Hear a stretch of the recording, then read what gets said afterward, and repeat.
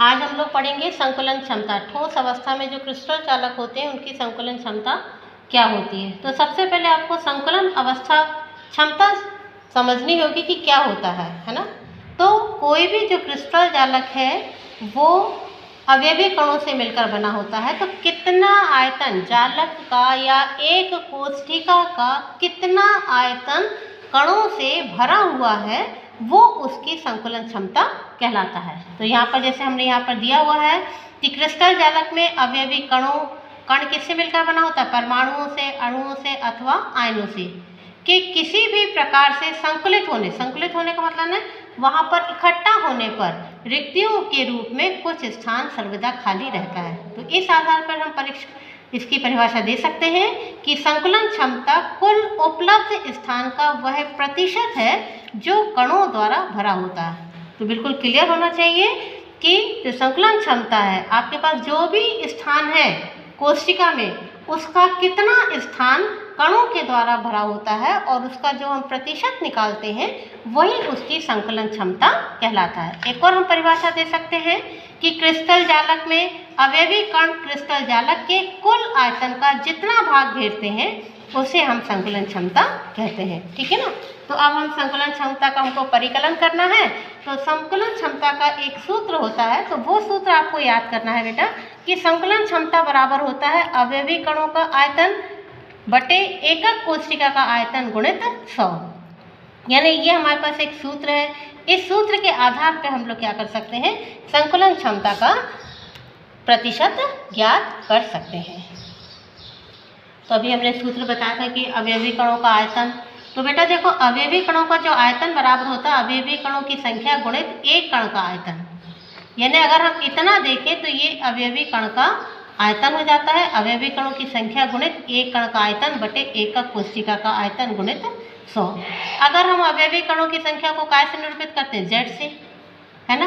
और कण का आयतन, तो यहाँ पर हम आपको समझाते हैं कि जो कण कैसा होता है, ठोस का आकार कैसा होता है। यहाँ पर अगर कण आपके पास गोलाकार है ना, तो उसका जो आयतन होता है वो होता है 4/3 पाई r क्यूब।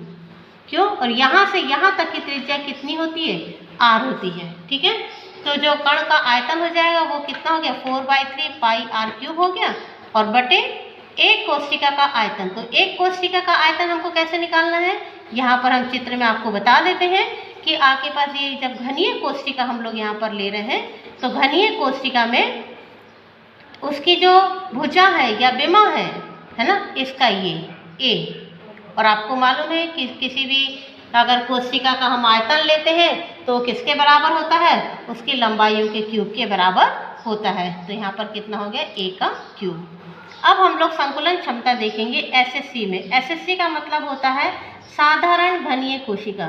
किसमें देखना है हमको, साधारण घनीय कोशिका में। तो साधारण घनीय कोशिका जो होती है उसको आपको बता दें, यहाँ पर उसके 8 कोनों पर, कितने कोने पर, 8 कोनों पर यहाँ पर एक एक कण क्या होता है, उपस्थित होता है। ये आपको शुरू में बता चुके हैं। ठीक है। यानी इसमें एसएससी में कणों की संख्या कितनी होगी, 8 × 1/8 बराबर एक कण। यानी जो आपके पास साधारण कणीय कोशिका होती है, घनीय कोशिका होती है, उसमें प्रभावी कणों की संख्या कितनी होती, 1। यानी z का मान कितना हो जाएगा, 1 हो जाएगा। अब अगर हम इसको इस रिक्तिका को हम ऐसे समझाएं आपको बेटा, सिर्फ हम कोशिश कर रहे हैं कि आपको बहुत अच्छे से समझ में आ जाए। हमने सिर्फ एक फलक की बात कर रहे हैं।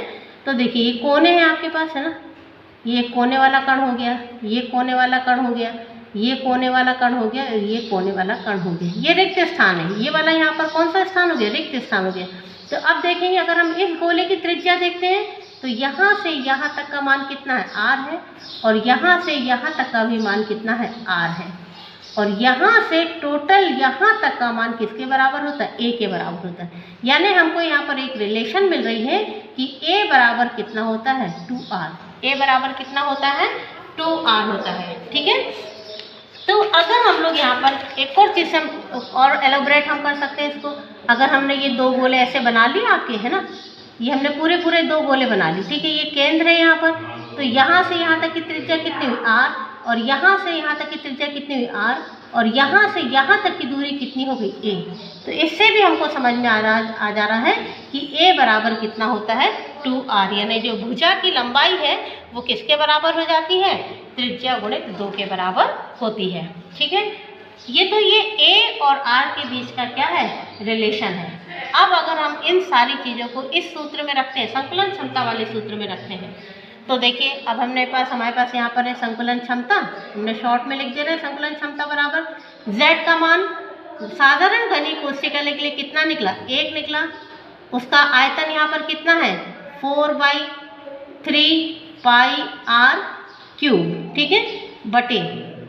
अब हम यहाँ पर देखते हैं कि यहाँ पर a क्यूब लिखा है और आप जानते हैं कि a बराबर कितना है 2r, तो हम इस समीकरण में a का मान रख सकते हैं। तो a का मान यहाँ पर कितना है 2r है और उसका क्या हो जाएगा होल क्यूब। क्लियर हो रहा, तो बराबर आपके पास कितना हो गया 1 × 4/3 × पाई r क्यूब, और बटे यहाँ पर अगर हम लिखें तो अगर हम 2 को अलग कर लें, यानी 2 का क्यूब हो गया इंटू यहाँ पर क्या हो गया r का क्यूब, हमने इसको अलग अलग कर लिया तो आपके पास r क्यूब से r क्यूब क्या हो जाएगा, कैंसिल हो जाएगा। और आपके पास अब ये हो गया, अगर हम इसको और कैलकुलेट कर लें तो 4 × पाई का मान कितना होता है 3.14 होता है, बटे ये 3 नीचे आ गया और 2 का मल्टीप्लाई 3 बार किया तो कितना हो गया 8 हो गया। और इन सब का आपको मालूम है किससे मल्टीप्लाई करना है 100 से, क्योंकि हम क्या निकाल रहे हैं, प्रतिशत निकाल रहे हैं, इंटू 8 और यहाँ पर क्या हो गया 100 हो गया। अगर हम इन सबको कैलकुलेट करते हैं तो लगभग ये आ जाता है 52.4%। कितना आ जाता है 52.4%, यानी इससे हमको ये मालूम पड़ता है कि जो साधारण घनीय कोशिका है ना, तो एक कोशिका का लगभग 52.4% भाग कणों से घिरा हुआ होता है और बाकी स्थान रिक्त होता है। तो इस तरीके से हम लोग साधारण घनीय कोशिका में क्या निकाल सकते हैं, संकुलन क्षमता का प्रतिशत निकाल सकते हैं। तो देखिए बेटा, अब हम फलक केंद्रित एकक कोशिका में संकुलन क्षमता को ज्ञात करेंगे। किसको ज्ञात करेंगे, संकुलन क्षमता को। इसको हम लोग FCC भी बोलते हैं। क्या बोलते हैं, FCC भी कहते हैं। तो इसका चित्र आपको हम कई बार बता चुके हैं, ठीक है ना।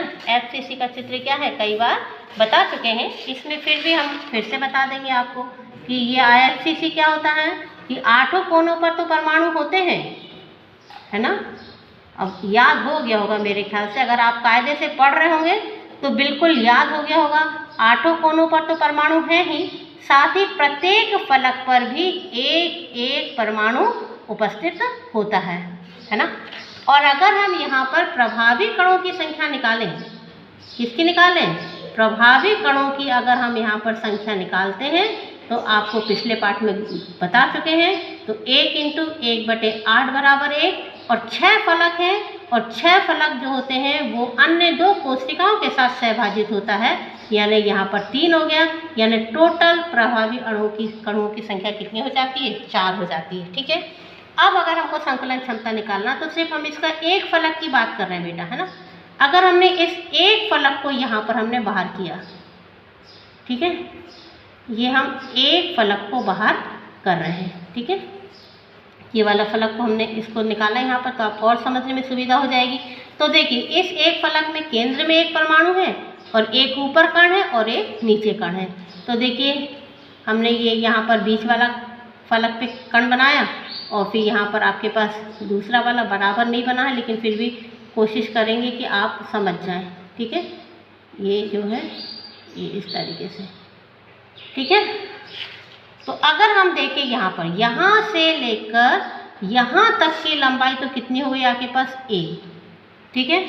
और अगर हम इन कणों की त्रिज्या देखते हैं, है ना, तो सबसे पहले तो हम एक अगर त्रिभुज बना दें, यहाँ पर लिख दें हम इस पॉइंट को अगर हमने a मान लिया है ना, ये वाला पॉइंट क्या हो गया b हो गया और ये वाला पॉइंट क्या हो गया c हो गया, तो हमको एक त्रिभुज मिल रहा है।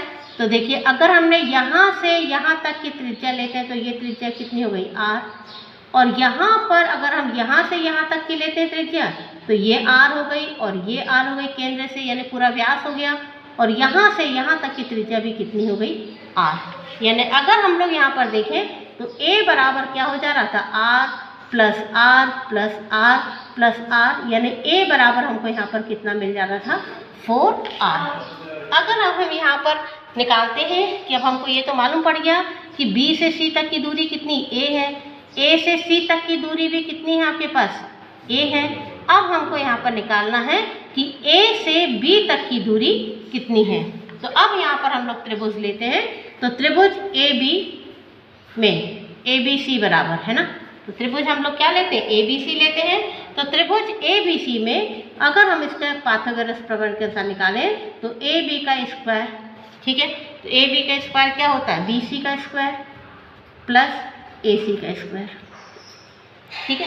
क्यों, और यहाँ पर ये जो है ये कितने डिग्री के बराबर है 90 डिग्री के बराबर। कितने डिग्री के बराबर है 90 डिग्री के बराबर है। तो अब हम इसमें मान रख दें, तो AB का मान निकालना, आपको किसका मान निकालना है इस AB का मान निकालना है। तो इसका मान निकालने के लिए हम रखते हैं, तो आप ये देखिए B से लेकर C तक की दूरी कितनी a, यानी यहाँ पर क्या हो गया a का स्क्वायर प्लस A से C तक की दूरी कितनी a, यानी यहाँ पर क्या हो गया आपके पास a का स्क्वायर, यानी यहाँ पर देख लीजिए AB का स्क्वायर बराबर हो गया 2a का स्क्वायर, है ना। यहाँ पर क्या हो गया AB का स्क्वायर बराबर कितना हो गया 2a स्क्वायर हो गया। अगर हम यहाँ पर स्क्वायर हटाते हैं AB का मान निकालते हैं, तो स्क्वायर जब हटता है तो इसके ऊपर क्या हो जाता है अंडर रूट हो जाता है, और अंडर रूट होने पर इसका मान कितना हो गया 2a, ठीक है। तो अब हमको यहाँ से A से B तक की दूरी मिल गई है, यानी A से B तक की दूरी हमको कितनी मिल गई है 4r, है ना। 4 बार r यहाँ पर आया है, तो आपको A से B से, तो यहाँ पर हम लिख सकते हैं कि अंडर रूट 2a बराबर, है ना, क्योंकि हमको यहाँ पर मिल रही है दूरी, तो अंडर रूट 2a बराबर यहाँ पर कितना हो गया आपके पास 4r, क्योंकि ये किसकी दूरी है आपके पास AB की, ठीक है। तो अब हमने यहाँ पर हमको A और R के बीच में यहाँ पर क्या मिल गया, हमको एक रिलेशन मिल गया कि अंडर रूट 2a बराबर क्या होता है 4r होता है। अब ये सारे मान हम लोग कहाँ पर रखते हैं सूत्र में रखे हैं। जब ये सारे मान सूत्र में रखेंगे तो अब आपके पास देखिए क्या होता है, तो सूत्र आपके पास फिर से याद होगा आपके पास। तो यहाँ पर हम मान रख रहे हैं, तो संकुलन क्षमता बराबर क्या हो गया, फिर से हम सूत्र यहाँ पर लिख देते हैं। तो संकुलन क्षमता बराबर कितना हो गया z into 4/3 pi R cube, ठीक है, पाई आर क्यूब हो गया, और बटे कितना हो गया a क्यूब और इंटू 100, ठीक है, प्रतिशत निकालना है आपको। तो अब यहाँ पर देखिए आपके पास आपने z निकाला है, तो z की संख्या पे आपके पास कितनी निकली है FCC के लिए 4 निकली है, गुणे 4/3 हो गया यहाँ पर, और 4/3 के बाद यहाँ पर आपके पास 4/3 पाई आर क्यूब हो गया, और बटे यहाँ पर अब देखिए a लिखा है, अभी a का मान हम लोग ने यहाँ पर कितना निकाला है 4r स्क्वायर। a का मान यहाँ पर हम लोग ने कितना निकाला है 4r स्क्वायर निकाला है। तो यहाँ पर आपके पास a का मान आपने रखा, तो पूरा अंडर रूट 2 हो गया, और यहाँ पर आपके पास under root 2a into r का यहाँ पर क्या हो गया आपके पास क्यूब हो गया इंटू 100, ठीक है। तो अगर हम इसमें से r क्यूब को बाहर कर लें तो आपके पास ये हो जाता है 4 इंटू 4/3 पाई आर क्यूब बटे 2√2 का क्यूब, इसका पूरे का होल क्यूब हो गया है, इंटू हमने यहाँ पर आर क्यूब को अलग कर लिया इस सूत्र में। तो आर क्यूब से आर क्यूब क्या हो गया फिर से आपके पास कैंसिल हो गया, ठीक है। अब हम इसको और इसके मान निकालते हैं यहाँ पर। तो यहाँ अगर हम गए यहाँ पर तो 4 इंटू कितना हो गया 4, नीचे आपके पास 4/3 था, हम नीचे ले आए, पाई का मान कितना हो गया 1.4 हो गया, और इंटू √2 का मान √2 से अगर हमने यहाँ पर लिखा है तो यहाँ पर आपके पास हो गया है 2 का रूट अंडर रूट 2 का होल क्यूब इंटू कितना हो गया 100 है, ठीक है। तो अगर हम इन सबको कैलकुलेट करते हैं तो कैलकुलेट करने पर जिसका मान आता है वो लगभग 74% आता है।